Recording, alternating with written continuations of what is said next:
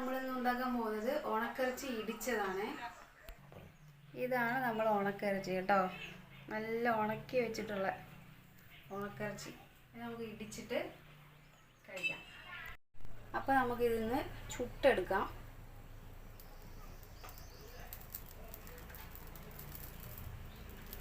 വിറകടുപ്പുള്ളവർ വിറകടുപ്പിൽ ചുടുന്നതായിരിക്കും ഏറ്റവും നല്ലത്. ഇതിനെ നല്ലപോലെ ഒന്ന് ചുട്ടെടുക്കണം, കരിഞ്ഞു പോകരുത്.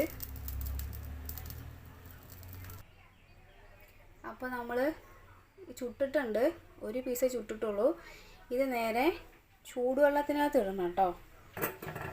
എന്തെങ്കിലും സാധനം കൊണ്ട് കൈ പൊള്ളാത്ത രീതിയിൽ ചൂടുവെള്ളത്തിലോട്ട് ഇടണം.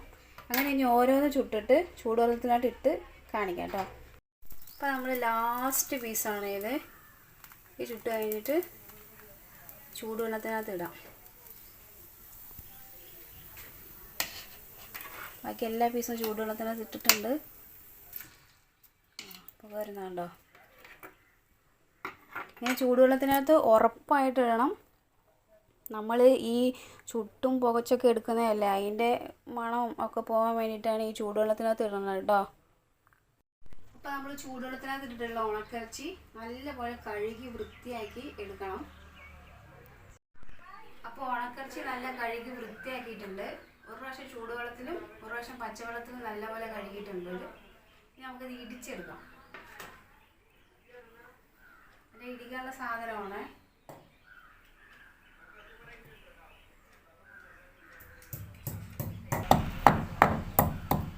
നല്ലപോലെ ഇടിച്ചെടുക്കണം.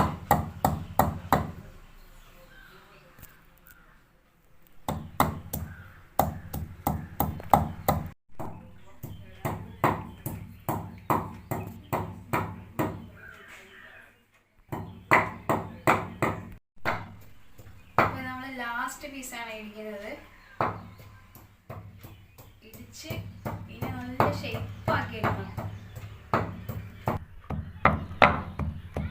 പരമാവധി എത്ര ഇടിക്കാൻ പറ്റുമോ അത്രേ ഇടിക്കണം.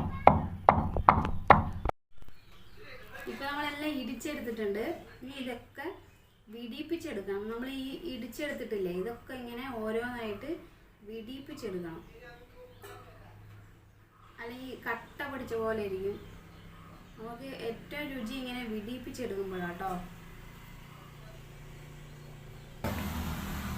ഇത് നമ്മൾ എൻ്റെ അമ്മായിയമ്മ, അതായത് എൻ്റെ ഏട്ടൻ്റെ അമ്മ എനിക്ക് ഉണക്കി തന്നു വിട്ടതാണ്. ഇത് ഉണക്കുന്ന വീഡിയോ ഒന്നും എടുക്കാൻ പറ്റില്ല. അത് നമ്മൾ പ്രത്യേകിച്ച് വേറൊരു വീഡിയോയിൽ എടുക്കുന്നതായിരിക്കും.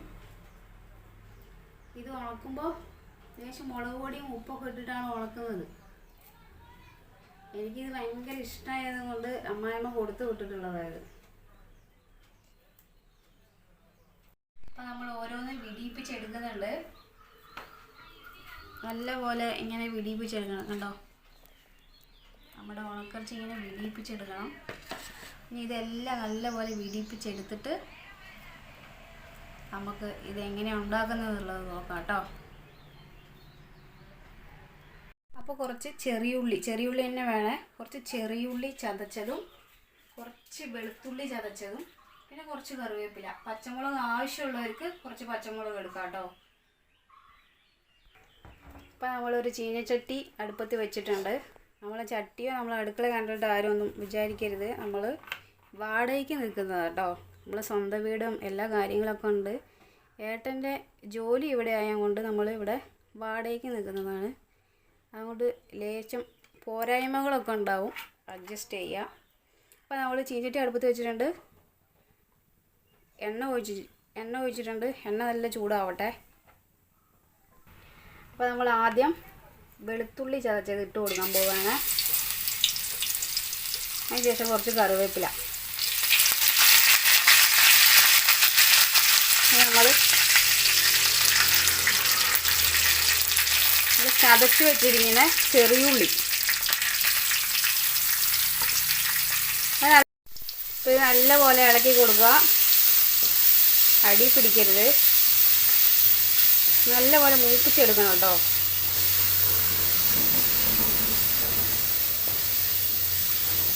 തീ കുറച്ച് തന്നെ വെക്കണം. നല്ലപോലെ മൂപ്പിച്ചെടുക്കുക. അപ്പോൾ ഇത് നല്ല മൂത്ത് വന്നിട്ടുണ്ട്. ഇതിനകത്ത് കുറച്ച് മുളക് പൊടി ചേർക്കുകയാണ്. നമ്മൾ ഉണക്കിറച്ചി ഉണക്കുമ്പോൾ തന്നെ അത്യാവശ്യം മുളക് പൊടിയും മഞ്ഞൾപ്പൊടിയും കുരുമുളക് പൊടിയും ഉപ്പും ഒക്കെ മിക്സാക്കിയിട്ടാണ് നമ്മൾ ഉണക്കുന്നത്. അതുകൊണ്ട് തന്നെ എരിവിന് ആവശ്യമുള്ളവർ അതിനനുസരിച്ചിട്ട് പൊടി ഇട്ടുകൊള്ളുക. ലേശം മഞ്ഞൾപ്പൊടി ഇട്ടിട്ടുണ്ട്. നല്ലപോലെ ഒന്ന് ഇളക്കി കൊടുക്കണം. അപ്പോൾ നമ്മൾ ഉണക്കിറച്ചി ഇതിനകത്ത് ഇട്ട് കൊടുക്കാൻ പോവുകയാണ്. ഇതിൽ ഉപ്പൊന്നും ചേർക്കരുതേ. നേരത്തെ നമ്മൾ ഉണക്കുമ്പോൾ ഉപ്പൊക്കെ ഇട്ടിട്ടാണല്ലോ ഉണക്കുന്നത്.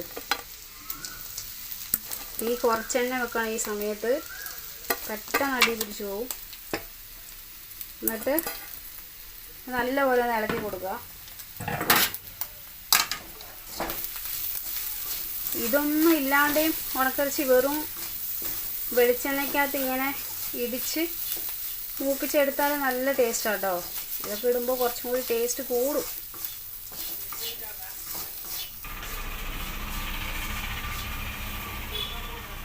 അപ്പോൾ നമ്മൾ ഇതിനെ നല്ലപോലെ മൂപ്പിച്ചെടുക്കണം.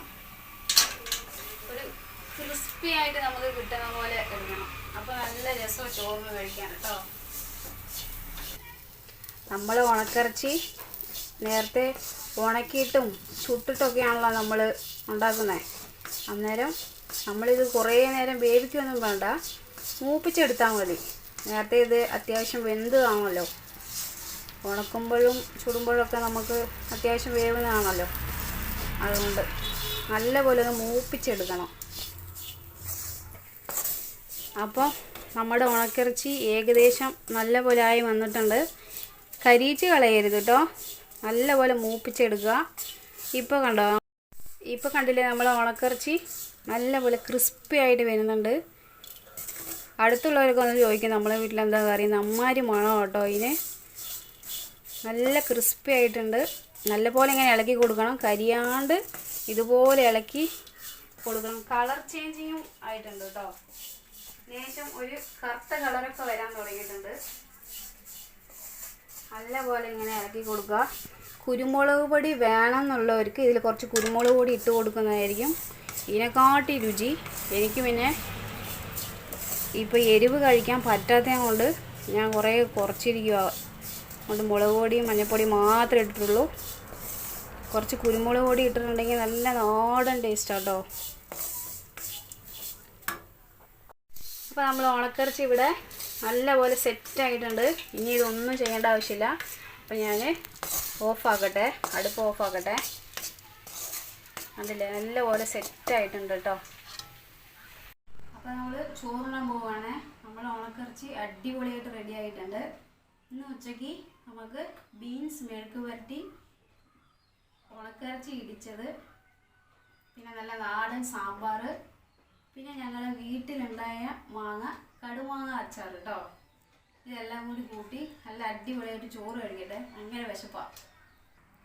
അപ്പോൾ നമ്മൾ ഉണക്കിറച്ചി ആദ്യം കുറച്ച് മിക്സാക്കി കഴിക്കണം. അതാണ് ഏറ്റവും ടേസ്റ്റ് കേട്ടോ.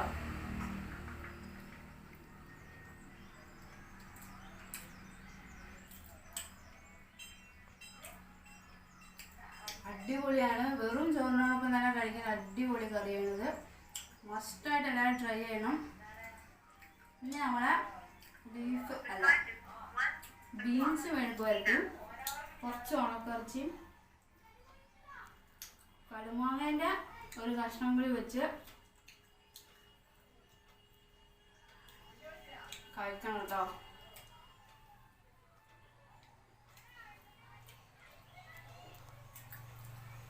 ഞാൻ പറഞ്ഞാൽ ചിലപ്പോൾ കൂടി പോകും. നിങ്ങളെ അത് അനുഭവിക്കണം. ഉറപ്പായിട്ട് ടേസ്റ്റ് ചെയ്ത് നോക്കണം കേട്ടോ. അപ്പോൾ നമ്മൾ വീഡിയോ ഇന്ന് ഇവിടെ അവസാനിക്കാൻ പോവുകയാണ്. എല്ലാവരും മസ്റ്റായിട്ട് ട്രൈ ചെയ്ത് നോക്കണം.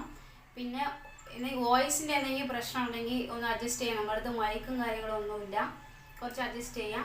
ഈ വീഡിയോ ഇഷ്ടപ്പെട്ടിട്ടുണ്ടെങ്കിൽ എല്ലാവരും എൻ്റെ ചാനൽ ഒന്ന് സബ്സ്ക്രൈബ് ചെയ്യുക, ലൈക്ക് ചെയ്യുക, ഷെയർ ചെയ്യുക. മറ്റൊരു വീഡിയോ ആയിട്ട് വീണ്ടും വരുന്നതായിരിക്കും. എല്ലാവരും കാണുക, സപ്പോർട്ട് ചെയ്യുക. ബൈ.